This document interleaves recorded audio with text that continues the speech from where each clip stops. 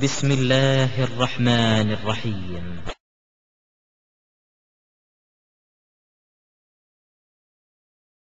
இஸ்லாம் ஒரு இனிய மார்க்கம் என்று கூறப்படுகிறது. அதை சற்றே திருத்தி இஸ்லாமும் ஒரு இனிய மார்க்கமே என்று அமைத்தால் மிக சிறப்பாக இருக்கும். ஏன்னா மற்ற மார்க்கங்களும் நல்ல மார்க்கங்களே தான். அது மட்டுமன்று, தாங்கள் கூறிய அந்த பாம்பு திரையை விழுங்குவதால் சந்திர கிரகணம், சூரிய கிரகணம் எல்லாம் ஏற்படுதுன்னு சொன்னீங்க.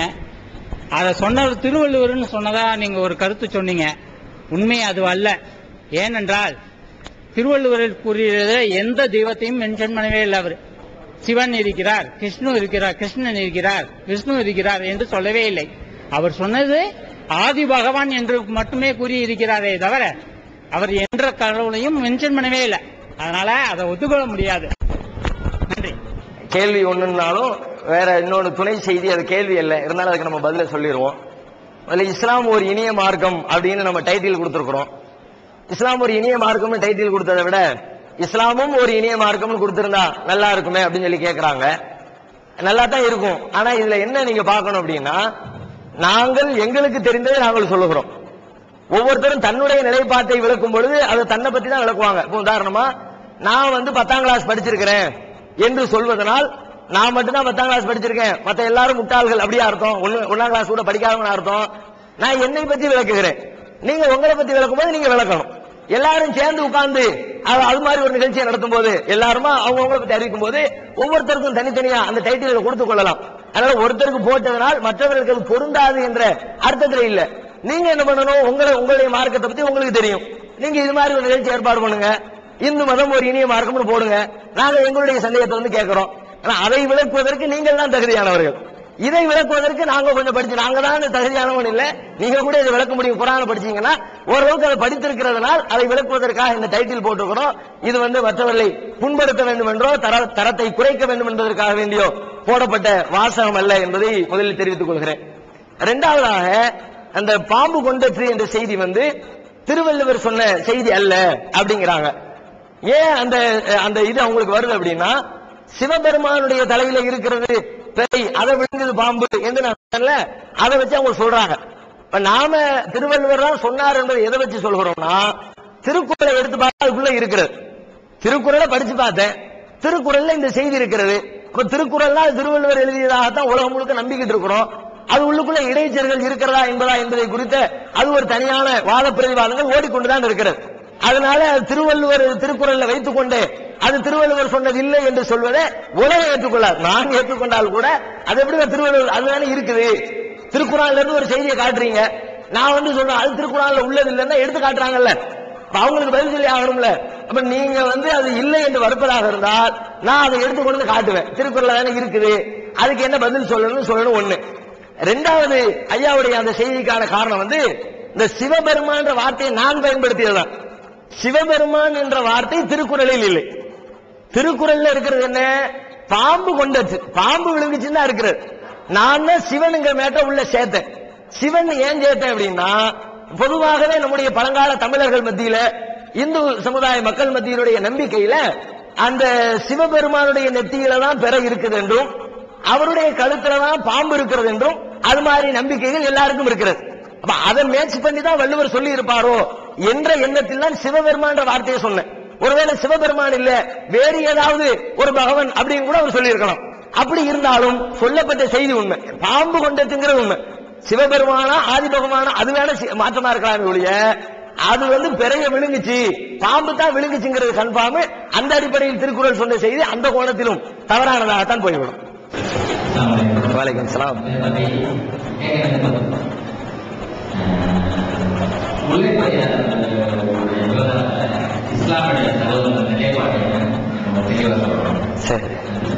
முல்லை பெரியாறு அணை விவகாரத்துல முஸ்லிம்களுடைய நிலைப்பாடு என்ன அப்படின்னு கேட்கிறாங்க.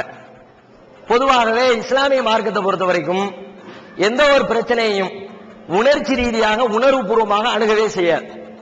அதற்குரிய பிரச்சனைக்கு தீர்வு என்ன என்பதை நோக்கித்தான் இஸ்லாத்தினுடைய எல்லா போதனைகளும் அமைந்திருக்கும். இந்த பிரச்சனையை பொறுத்த வரைக்கும் பிரச்சனையை தீர்ப்பது ரொம்ப எளிது. அதற்கு விஞ்ஞான பூர்வமாக பல்வேறு விஷயங்கள் முடிவுகள் எடுக்கப்பட்டிருக்கிறது. நிறைய விஷயங்களை சொல்லி இருக்கிறாங்க. நாங்க புதுசா ஒன்றும் கண்டுபிடிக்க தேவையில்லை.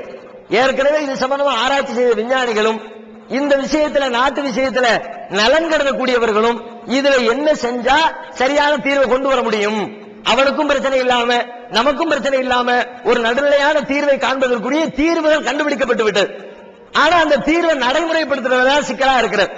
நடைமுறைப்படுத்த விடாமல் இரண்டு தரப்பிலும் இருக்கிற அரசியல்வாதிகளும் அரசியல் ஆதாயம் விரும்பக்கூடியவர்களும் சிக்கல் தீர்ந்துவிடக் கூடாது என்பதிலே குறியாக இருக்கிறார்கள். சிக்கலை தீர்க்கணும், மக்களுக்கு நன்மை கிடைக்கணும்னு நினைச்சிருந்தா என்னைக்கு 1979 நீர்க்கசிவு ஏற்பட்டிருக்கிறது பிரச்சனை ஆரம்பிச்சுச்சு, அன்னைக்கே இந்த பிரச்சனை தீர்க்கப்பட்டிருக்கும். அவங்களும் அங்க பொய்யான தகவலை பரப்புறாங்க. கேரளாவிலையும் இங்க இருக்கிறவர்களும் அந்த பரப்புறதுக்கு தகுந்த மாதிரி தேவையற்ற முறையில பதிலீடு கொடுக்கிறோம்னு அவங்களுடைய கோபத்தை கிளறி விடுறாங்க.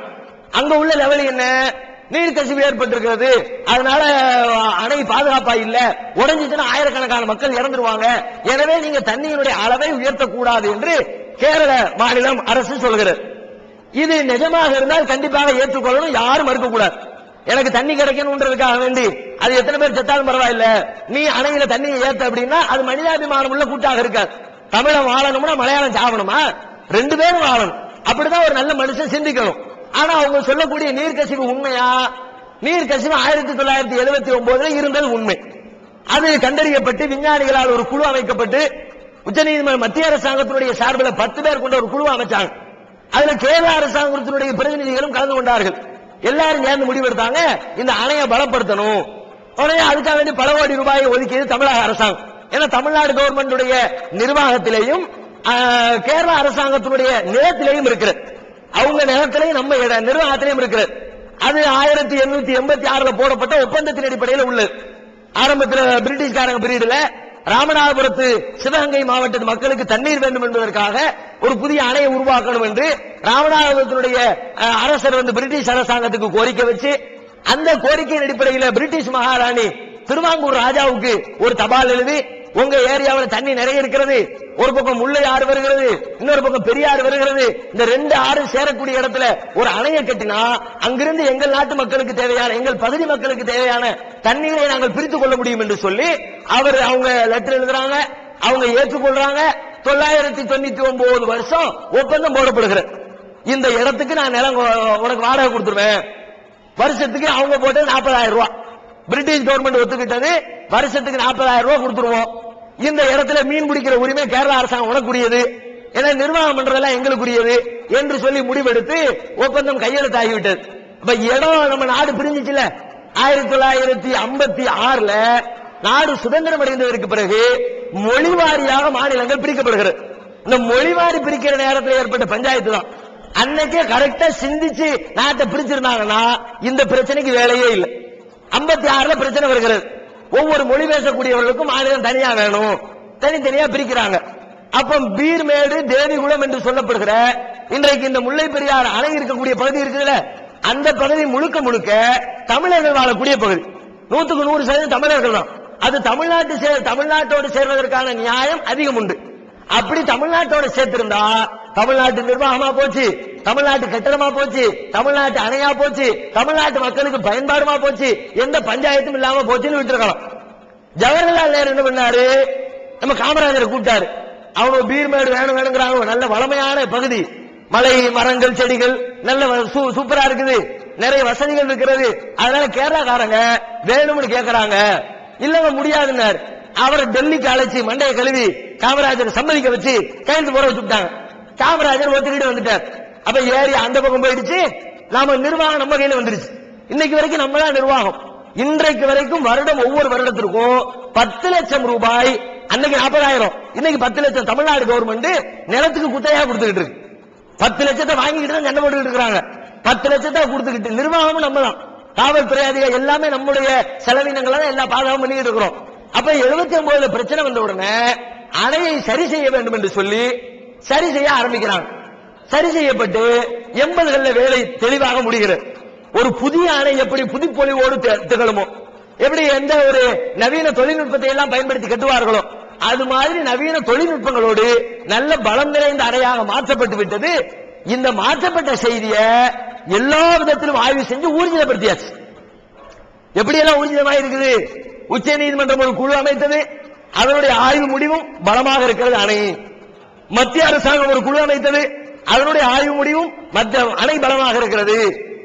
நம்ம ஐஐடி கல்வி நிறுவனம் அதன் சார்பில் ஒரு குழு நியமிக்கப்பட்டது, அதனுடைய ஆய்வறிக்கையும் அணை பலமாக இருக்கிறது.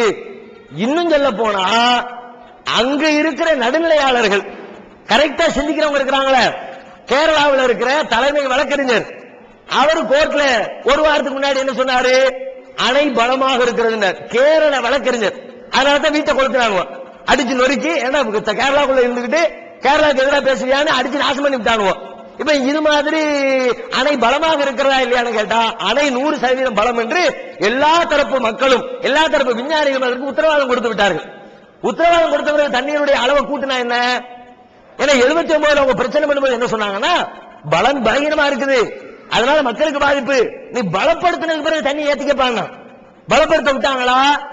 பலப்படுத்தினதுக்கு பிறகு தண்ணியை ஏத்த விட மாட்டேங்கிறான், ஏத்தக்கூடாது. அப்ப என்ன விளங்குதுன்னா, காரணம் இது இல்ல, அணை பிரச்சனை இல்ல, நீர் கசிவு அந்த பஞ்சாயத்து இல்ல. இன்னும் என்ன சொல்றாங்க? நிலநடுக்கம் வந்துவிடும். நிலநடுக்கமும் இல்லை, நிலநடுக்கத்திற்கான சாத்தியக்கூறும் இல்லை என்று விஞ்ஞானம் தெளிவாக சொல்கிறது. ஒரு பகுதியில் நிலநடுக்கம் ஏற்படுறா இருந்தா பூமியை 5 மண்டலங்களாக பிரிச்சு வச்சிருக்கிறாங்க. ஒரு ஃபர்ஸ்ட் மண்டலம் என்று சொன்னால் ரிக்டர் அளவுகோல்ங்கிறாங்கல்ல, நிலநடுக்கத்தை அளவிடக்கூடிய அளவுகோல். அந்த அளவுகோல்ல 1ல இருந்து 4.5 வரைக்கும் இருந்துச்சுன்னா ஒரு ஃபர்ஸ்ட் மண்டலம் அர்த்தம். 1ல இருந்து 4.5 வரைக்கும் உங்க பகுதியில் ரிக்டர் அளவுகோல்ல பதிவாக பண்ண ஒரு பூகம்பம் ஏற்பட்டுச்சுன்னா உங்களுக்கு ஒண்ணுமே தெரியாது, ஏமா லேசா யாரும் ஆட்டி விட்ட மாதிரி இருக்கு அப்படிம்பீங்க. இது ஃபர்ஸ்ட் மண்டலம். 2வது மண்டலம் 4.5 இருந்து 5.5 வரைக்கும், லேசா கூட கொஞ்சம் ஆடும். 3வது மண்டலம் 5.5 இருந்து 6.5 வரைக்கும், அது இன்னும் கொஞ்சம் ஆடும், பெரிய சேதங்களும் வரும். 4வது மண்டலம் 5.5 இருந்து 6.5, அதுக்கடுத்து 6.5 இருந்து 8, 8ல இருந்து 9, 5 மண்டலமா பிரிச்சிருக்கிறாங்க. இப்ப இந்த பகுதி இருக்குத எத்தனாவது மண்டலத்தில் வருதுன்னு பார்த்தா 3வது மண்டலத்தில் வருகிறது. 3வது மண்டலத்தை பொறுத்தவரை ஊர்ல நிலநடுக்கம் ஏற்பட்டுச்சுன்னா பெரிய பாதிப்பு ஏற்படும். ஆனால் இந்த அணைக்கு எந்த சேதாரமும் ஏற்படாது. இந்த அணை மாத்திரமல்ல, எந்த அணையும் நிலநடுக்கத்தை தாங்குகிற விதத்திலே தான் இந்த தொழில்நுட்பத்தை இன்றைக்கு உருவாக்கி வைத்திருக்கிறார்கள். 3வது மண்டலம் இருக்கக்கூடிய இடத்துல கட்டப்பட்டிருக்கிற அணை அங்கே பூகம்பம் ஏற்பட்டால் எந்த பாதிப்பும் ஏற்படுத்தாது. 2001 குஜராத்ல ஒரு பெரிய பூகம்பம் வந்துச்சு, ஜனவரி 26, எல்லாருக்கும் தெரியும்.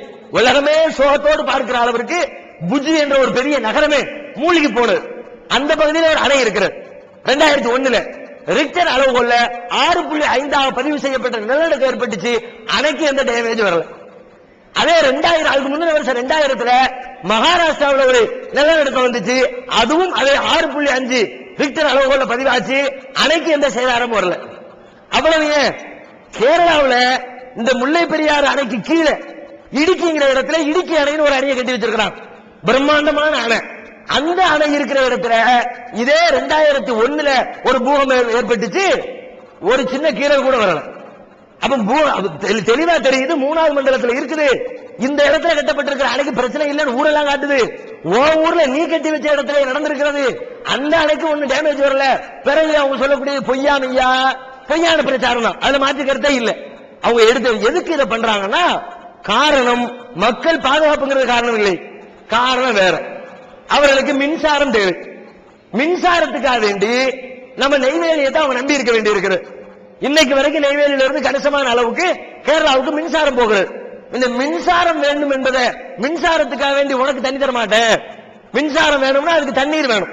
பல வகைகள்ல மின்சாரம் தயாரிப்பாங்க, அனலை வச்சு தயாரிப்பாங்க, அது மாதிரி அணுவை வச்சு தயாரிப்பாங்க, சூரியன்ல இருந்து வரக்கூடிய சூரிய ஒளி மூலமாக தயாரிப்பாங்க. பல வழிகளில் அந்த மின்சாரத்தை தயாரிக்கிறாங்க. அதுல ஒரு வழி, ரொம்ப எளிதான வழி, புனல் மின் நிலையம் அமைப்பு. புனல் மின்சாரம்னா பெரிய குழாய்களை, ராட்சத குழாய்களை அமைத்து மேலிருந்து தண்ணீரை ஓட விட்டு பீச்சு அடிச்சு அதனுடைய வேகத்துல தயாரிக்கிற மின்சாரத்தை புனல் மின்சாரம், புனல் மின் நிலையம். அந்த புனல் மின் நிலையத்திற்காக இடுக்கியில 555 அடி உயரத்துல பிரம்மாண்டமான அணையை கட்டிச்சு கேரளா. அணையை கட்டியாச்சு, மின்சாரத்துக்குரிய எல்லா வேலையும் செஞ்சாச்சு. தண்ணி இருந்தா தானே மின்சாரம் வரும், தண்ணியை காணும். என்னடான்னு பார்த்தா முல்லை பெரியாறுலயே தண்ணி ஸ்டாக் ஆயிடுச்சு. அப்பதான் யோசிக்கிறாங்க, இதை உடைச்சாதான் தண்ணி இங்க வரும், இதுக்கு என்ன வழி? உடங்குறான்ல, உடைக்கிறது மேட்ரு. தண்ணீரை இடுக்கிக்கு கொண்டு வரணும். தண்ணீர் இடுக்கிக்கு வந்து விட்டால் நமக்கு தேவைப்படக்கூடிய மின்சாரத்தை நானே தயாரித்துக் கொள்ளலாம். அதுக்கு மின்சாரத்திற்காக வேண்டித்தான் இவ்வளவு பம்பாத்து நீர் கசிவு, நிலநடுக்கம் எல்லாமே சுத்த பித்தலாட்டமான வார்த்தை. அதை சொல்லிக்கிட்டு இதைத்தான் பண்றாங்க. அப்ப இப்ப என்ன பிரச்சனை? மின்சாரம் கிடைக்கணும்.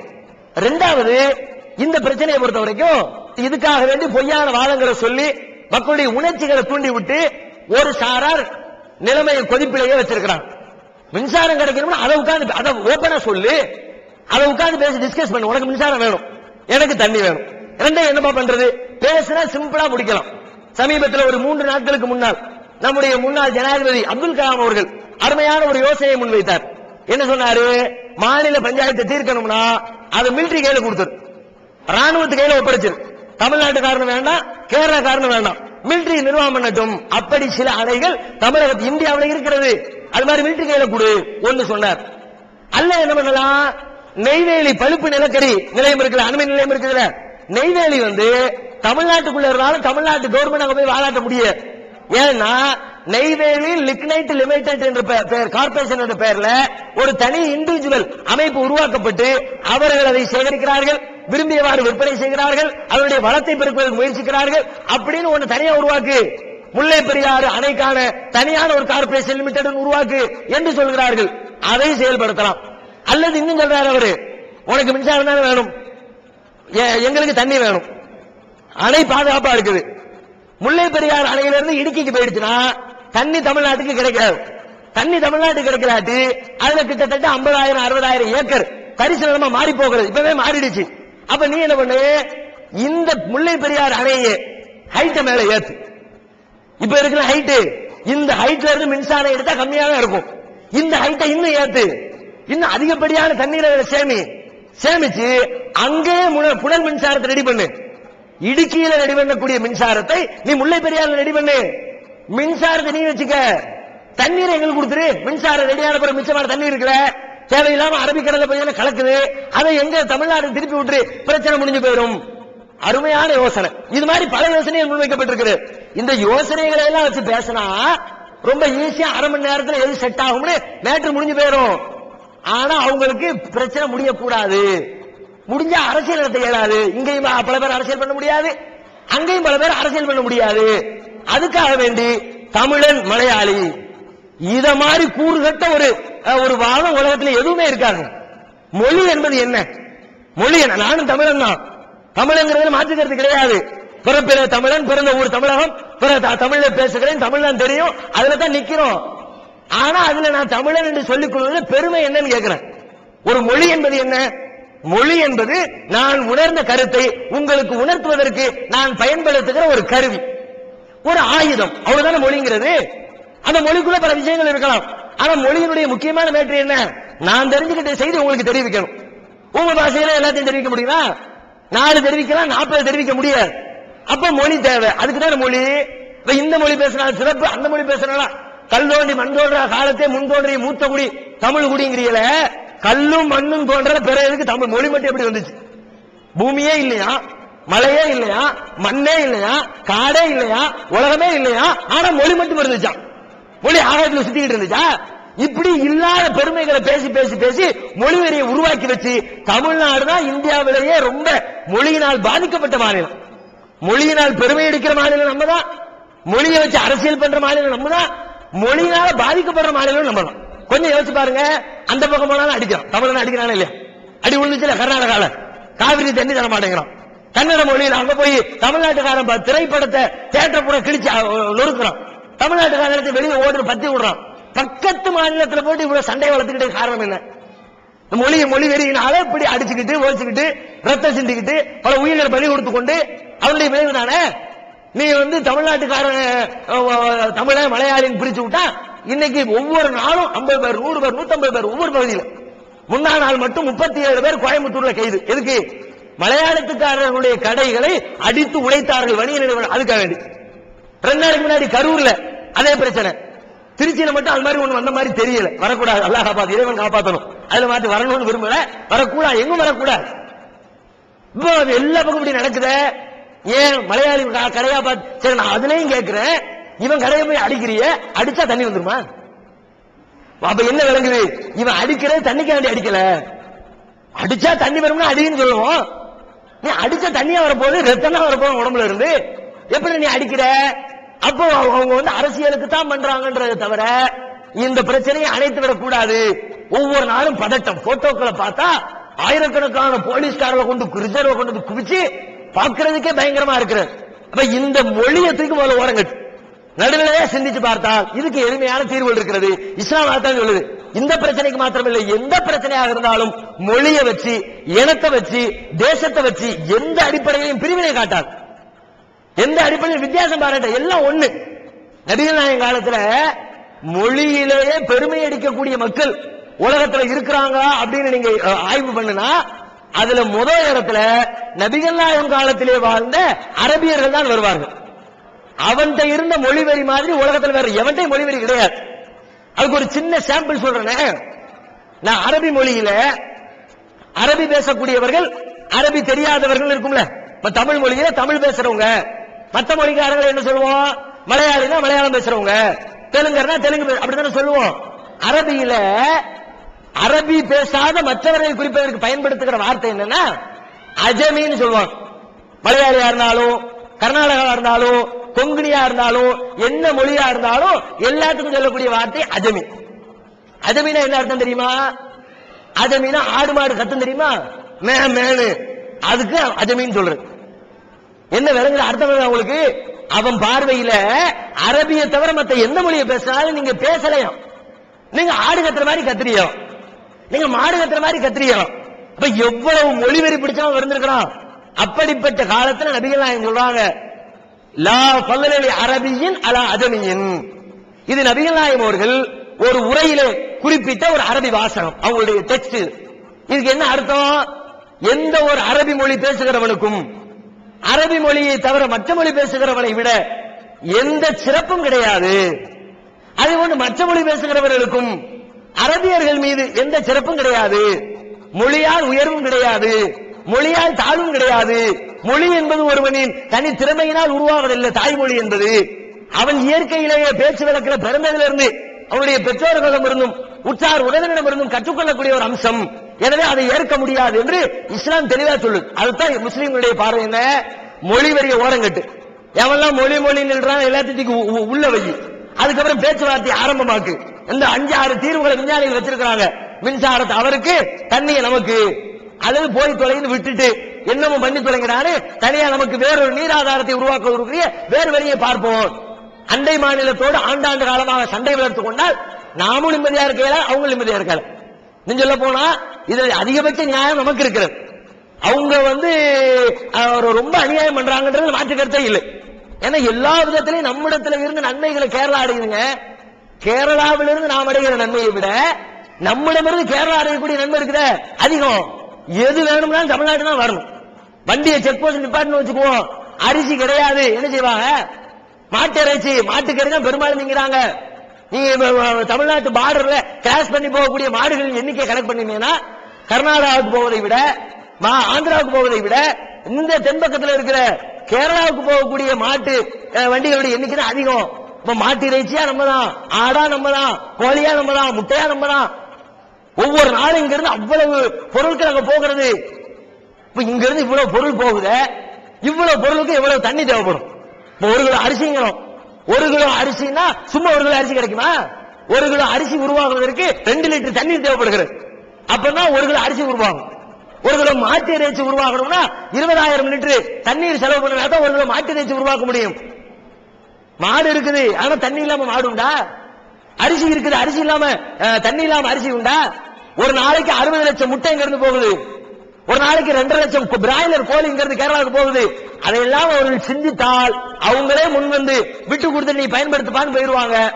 ஆனா அதை சிந்திக்க தயாராக இல்லாத காரணத்தினால் இந்த மாதிரி பேச்சுவார்த்தையின் மூலமா தீர்க்க வேண்டும். ஒண்ணு, அதை நாங்கள் விரும்புகிறோம். தீர்வுகள் இருக்கிறது, இதை செயல்படுத்த. ஒண்ணு, இப்படி இந்த தீர்வை செயல்படுத்த 2 தரப்பும் ஒத்துக்குமானா 2 தரப்புலையும் பஞ்சாயத்து மன்றம் இருப்பான். ஒத்துக்க மாட்டான், போராட்டம் பண்ண சொன்னாலும் போராட்டம் பண்ணுவான். அப்ப என்ன பண்றது? அப்ப என்ன செய்யணும்னா அவர்களை விட அதிகாரம் படைத்த 2 பேர் இருக்கிறாங்க. ஒன்னு உச்ச நீதிமன்றம் இருக்கிறது, மத்திய அரசாங்கம் இருக்கிறது. இந்த உச்ச நீதிமன்றமும் மத்திய அரசாங்கமும் தன்னுடைய நடவடிக்கையை யாருக்கும் அஞ்சாமல் உறுதியாக எடுத்தால் 2006 உச்ச நீதிமன்றம் தீர்ப்பு போட்டுச்சு. 152 அடி வரைக்கும் தண்ணீரின் அளவை உயர்த்திக் கொள்ளலாம் என்று உச்ச நீதிமன்றம் தீர்ப்பளித்த அன்றைக்கு இந்த பிரச்சனைக்கு முற்றுப்புள்ளி வைத்திருக்கலாம். ஏன் அவர் ஆர்டர் போடுறாரு? கருணாநிதி சொல்றாரு அணையின் அளவை உயர்த்து, முதலமைச்சராக இருந்து கொண்டு. கேரள அரசாங்கம் சட்டமன்றத்தில் தீர்மானம் ஏற்றது, எங்கள் அணை விஷயத்தில் நாங்கள் தான் முடிவெடுப்போம், எங்களை உச்ச நீதிமன்றம் கட்டுப்படுத்த இயலாது சொல்லிவிட்டு அணையை பாதுகாக்கக்கூடிய காவலர்களிடத்துல வாய்மொழி உத்தரவு வருகிறது. எவனாவது அணையின் சட்டரை தூக்குறேன், அளவை தூக்குறேன்னு மேல வந்தாங்கன்னா எல்லாத்தையும் இதுக்கு உள்ள போட்டுருச்சு. எவ்வளவு திமிர்த்தனம்! அப்ப மேல இருக்கு, நீ என்ன செய்யற? ஒரு சின்ன தீர்ப்பை நடைமுறைப்படுத்தாத ஒரு அப்பாவி பிளாட்ஃபார்ம்ல கடை வச்சிருக்கிறான். பிளாட்ஃபார்ம் கடையை எடு அப்படின்னு கோர்ட் தீர்ப்பு போட்டுருச்சு. அவன் எடுக்காம 2 மாசம் கடையை நடத்திவிட்டான். ஒரு 50 ரூபா 100 ரூபாய் லாபம் கிடைக்குமே. கோர்ட் என்ன செய்யும்? கண்டெம்ட் ஆஃப் கோர்ட், கோர்ட்டை அவமதித்து விட்டான், தூக்கி உள்ள போடு, 10,000 ரூபாய் ஃபைன் போடுங்கறல்ல. அப்ப அவங்க முதலமைச்சர் செஞ்சா, ஒரு மாநிலம் செஞ்சா அதை நடைமுறைப்படுத்துங்க. யாரா இருந்தாலும் சட்டம்லாம் வளைய மாட்டேன்னு சொல்லுங்க. மத்திய அரசாங்கம் இதுல கராரான நடவடிக்கை எடுத்துட்டா அங்கிட்டு ஒரு நிலைப்பாடு, இங்கிட்டு ஒரு நிலைப்பாடு. தெளிவான நடவடிக்கை எடுக்க தெரியாத ஒரு கையாளாகாத அரசாங்கம் மத்திய அரசாங்கத்தில் உட்கார்ந்து கொண்டிருக்கிற அவர்கள் உறுதியா நடவடிக்கை எடுப்போம், சொன்னதை செய்யன்னு சொல்லணும். இந்த முடிவுகளை மக்கள் மத்தியில் வைக்கணும். இந்த ரெண்டை தவிர வேறு எந்த கோணத்தில் பிரச்சனைகள் பேசப்பட்டாலும், வேறு எந்த கோணத்தில் உணர்ச்சிகள் தூண்டிவிடப்பட்டாலும் அவை அனைத்தும் அணைக்கப்பட வேண்டும். அவை அனைத்தை செய்யக்கூடியவர்கள் மீது நடவடிக்கை எடுக்கப்பட வேண்டும். நடவடிக்கை எடுக்கப்பட்டால் மிக எளிதாக இந்த பிரச்சனை தீர்ந்துவிடும் என்பதுதான் இஸ்லாமியர்களின் நிலைப்பாடு. அல்லாஹ்